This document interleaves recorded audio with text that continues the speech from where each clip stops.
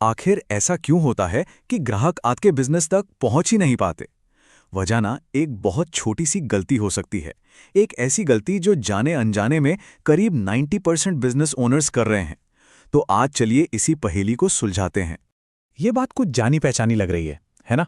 कि बड़ी मेहनत से गूगल बिजनेस प्रोफाइल बनाया, सारी की सारी जानकारी की डाल दी, लेकिन नतीजा एकदम सन्नाटा। ना कोई कॉल, ना कोई इंक्वायरी, और दिमाग में बस एक ही सवाल घूमता रहता है कि भाई आखिर गलती हो कहाँ रही है। और सबसे ज्यादा फ्रस्ट्रेटिंग तो ये होता है जब पता हो कि ग्राहक ठीक आपके जैसी ही सर्विसेज ऑनलाइन खोज रहे हैं, लेकिन जब गूगल पर सर्च करते हैं तो आपका बिजनेस कहीं दूर दूर तक नजर ही नहीं आता। ये वाकई में बहुत निराशाजनक है। तो क्या हो अगर मैं कहूं कि असली मुजरिम आपके कीवर्ड्स हैं ही नहीं, कि असली वजह कुछ और है, एक ऐसी चीज जिसे अक्सर हमेशा ही नजरअंदाज कर दिया जाता है, आपकी बिजनेस कैटेगरी। चलिए आज इस राज से पर्दा उठाते हैं। देखिए, इस पहेली को सुलझाने के लिए ना हमें दो चीजों के बीच का फर्क समझना होगा। पहली है आपकी पहचान, यानी आपका बिजनेस असल में है क्या, और दूसरी है खोज की भाषा, यानी आपके कस्टमर्स आपको ढूंढने के लिए किन शब्दों का इस्तेमाल कर रहे हैं। तो जीएमबी कैटेगरी क्या है? इसको ऐसे समझिए, ये गूगल के लिए आपके बिजनेस का पहचान पत्र है, उसका आधार कार्ड है।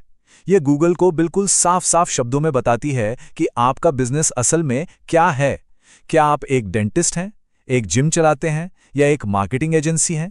ये आपकी एकदम कोर बुनियादी पहचान है।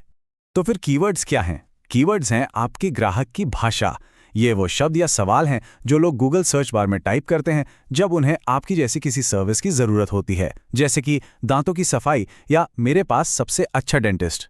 तो इसको बिल्कुल आसान भाषा में ऐसे समझते हैं, कैटेगरी गूगल को बताती है कि आप क्या हैं, ये आपकी पहचान है, और कीवर्ड्स गूगल को बताते हैं कि आप क्या करते हैं, ये आपकी सर्विसेज का ब्यौरा है।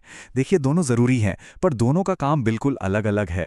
चलिए अब इस बात को एक रियल वर्ल्ड एग्जाम्पल से समझते हैं। ये कहानी है दो डेंटल क्लिनिक्स की। दोनों ने गूगल पर अपनी प्रोफाइल बनाई, लेकिन उनके जो नतीजे थे उनमें जमीन आसमान का फर्क था। यहां स्क्रीन पर देखिए, केस नंबर 1 में ओनर ने कैटेगरी चुन ली बिजनेस कंसल्टेंट। अब सोचा तो ये होगा कि भाई बिजनेस ही तो चला रहे हैं, लेकिन गूगल के लिए ये एक डेंटिस्ट की पहचान नहीं थी। और नतीजा, गूगल हो गया पूरी तरह कंफ्यूज और उनकी रैंकिंग हो गई लगभग 0। अब दूसरा केस देखिए, कैटेगरी एकदम सटीक डेंटिस्ट, और नतीजा, गूगल को तुरंत समझ आ गया कि ये क्लिनिक क्या है और इसे किन ग्राहकों को दिखाना है। विजिबिलिटी और कॉल्स दोनों ही बढ़ गईं। तो इस पूरी बातचीत से जो सबसे जरूरी बात निकल कर आती है ना, वो एक सुनहरा नियम है। अगर इस पूरी चर्चा से सिर्फ एक चीज याद रखनी हो तो वो यही है। इस लाइन को बहुत ध्यान से समझिए। आपकी कैटेगरी ही वो दरवाजा है जो खुलता है। ये तय करती है कि गूगल आपको किसी खास सर्च के लिए दिखाएगा भी या नहीं। एक बार जब सही कैटेगरी चुन ली जाती है, उसके बाद आपके कीवर्ड्स ये तय करने में मदद करते हैं कि आप उस सर्च में कितना ऊपर दिखाई देंगे। ठीक है, तो अब जब थ्योरी समझ में आ गई है तो इसे एक्शन में लाने का टाइम है।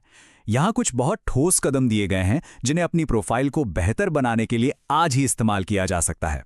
सबसे पहली बात, हमेशा एक प्राइमरी यानी मुख्य कैटेगरी चुनें जो आपके बिजनेस को सबसे सही तरीके से बताए। उसके साथ एक या दो सपोर्टिंग कैटेगरी जोड़ सकते हैं, लेकिन बहुत सारे कैटेगरी जोड़ने से बचें, इससे गूगल कंफ्यूज हो सकता है। और हाँ, अपने कीवर्ड्स को अपनी प्रोफाइल के डिस्क्रिप्शन में, सर्विस की लिस्ट में, और यहां तक कि कस्टमर से मिली रिव्यूज में भी नेचुरली इस्तेमाल करें। तो आज की इस पूरी बातचीत से सबसे बड़ी सीख क्या मिली? वो कौन सी एक बात थी जिसने आपको सोचने पर मजबूर कर दिया? मुझे नीचे कमेंट्स में जरूर बताइएगा। और हाँ, अगर आपको एक पर्सनल जीएमबी ऑडिट की जरूरत महसूस हो रही है तो बस नीचे ऑडिट कमेंट कर दीजिए या फिर डिस्क्रिप्शन में दिए गए लिंक को चेक कर लीजिए।